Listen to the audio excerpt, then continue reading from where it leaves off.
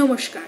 আজকের নিবেদন সত্যজিৎ রায়ের লেখা যখন ছোট ছিলাম, পার্ট 7। ভবানীপুর।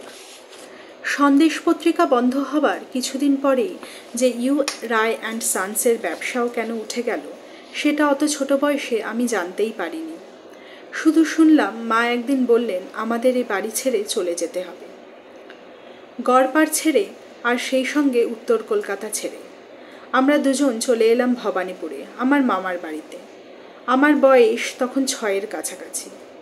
আমার মনে হয় না সে বয়সে বড় বাড়ি থেকে ছোট বাড়ি বা ভালো অবস্থা থেকে সাধারণ অবস্থায় গেলে মনে বিশেষ কষ্ট হয়।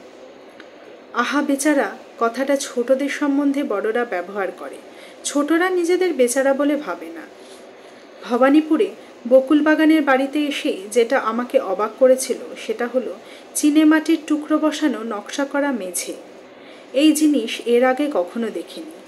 অবাক হয়ে দেখতাম আর মনে হতো বাপরে বাপ, না জানি কত পেয়ালা পিরিচ প্লেট ভেঙে তৈরি হয়েছে এই মেঝে।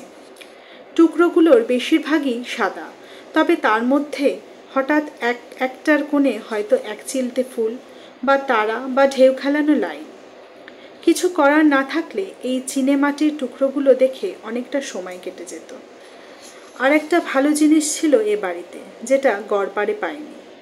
সেটা হলো রাস্তার দিকে বারান্দা। শোবার ঘর থেকে বেরিয়েই বারান্দা। সকাল দুপুর বিকেল ভোরে দেখতাম রাস্তায় কত রকম লোকের চলাফেরা। দুপুরে যেত ঠেলাগাড়িতে রং বেরঙের জিনিস নিয়ে ফেরিওয়ালা, জার্মানওয়ালা দোয়ানা, জাপানওয়ালা দোয়ানা। সপ্তাহে 2 দিন না 3 দিন যেত মিসেস উডের বাক্সওয়ালা। বারান্দা থেকে মা মাসি ডাক দিতেন, এই বাক্সওয়ালা এখানে এসো। মনটা নেচে উঠত, কারণ বিকেলের খাওয়াটা জমবে ভালো।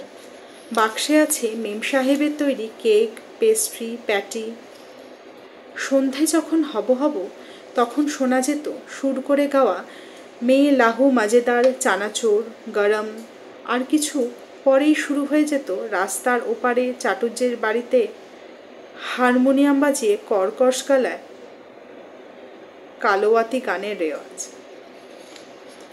গ্রীষ্মকালের দুপুরে যখন শোবার ঘরে দরজা জানালা বন্ধ করে দেয়া হতো, তখনও কেমন করে জানি খড়খড়ির ফাঁক দিয়ে আলোর আসার দরুন দিনের একটা বিশেষ সময় রাস্তার উল্টো ছবি পড়তো জানলার বিপরীত দিকের দেওয়ালের অনেকখানি জায়গা জুড়ে। বন্ধ ঘরে ম্যাজিকের মতো রাস্তার লোক চলাচল দেখা যেত। গাড়ি, রিক্সা, সাইকেল, পথচারী সব কিছু দিব্যি বোঝা যেত ওই ছবিতে। কতদিন যে দুপুরে শুয়ে শুয়ে এই বিনে পয়সার বায়োস্কোপ দেখেছি তার ঠিক নেই। আমাদের বাড়ির সদর দরজায় একটা ছোট্ট ফুটো ছিল। দরজা বন্ধ করে সেই ফুটোর সামনে ঘষা কাঁচ ধরলেও বাইরের দৃশ্য খুদে আকারে উল্টো করে সেই কাঁচের ওপর স্পষ্ট দেখা যেত।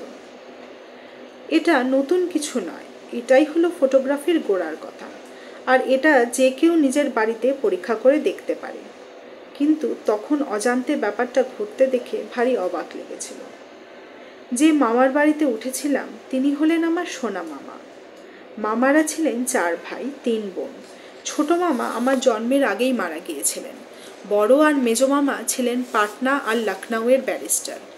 তৃতীয় মামা ছিলেন সোনা মামা, ইনি বিলেতে যাননি। আর এর মধ্যে সাহেবিয়ানার লেশ মাত্র ছিল না। আমারই এক মেসোমশাই ছিলেন এক ইন্স্যুরেন্স কোম্পানির মালিক। তখনকার দিনে বাঙালিদের এক জাঁদরেল কোম্পানি, সেই কোম্পানিতে কাজ করতেন সোনা মামা। সোনা মামার অঙ্কের মাথা ছিল অসম্ভব পরিষ্কার।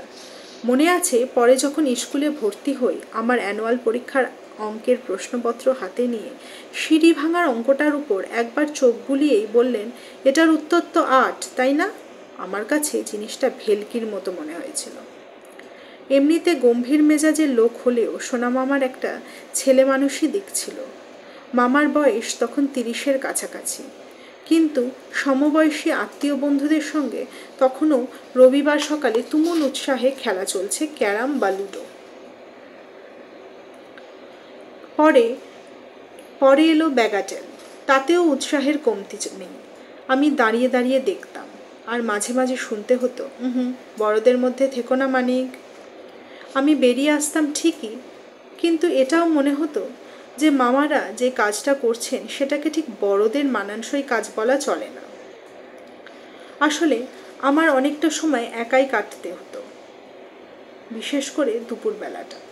কিন্তু তাতে আমার কোনোদিন একঘেয়ে লেগেছে বলে মনে পড়ে না।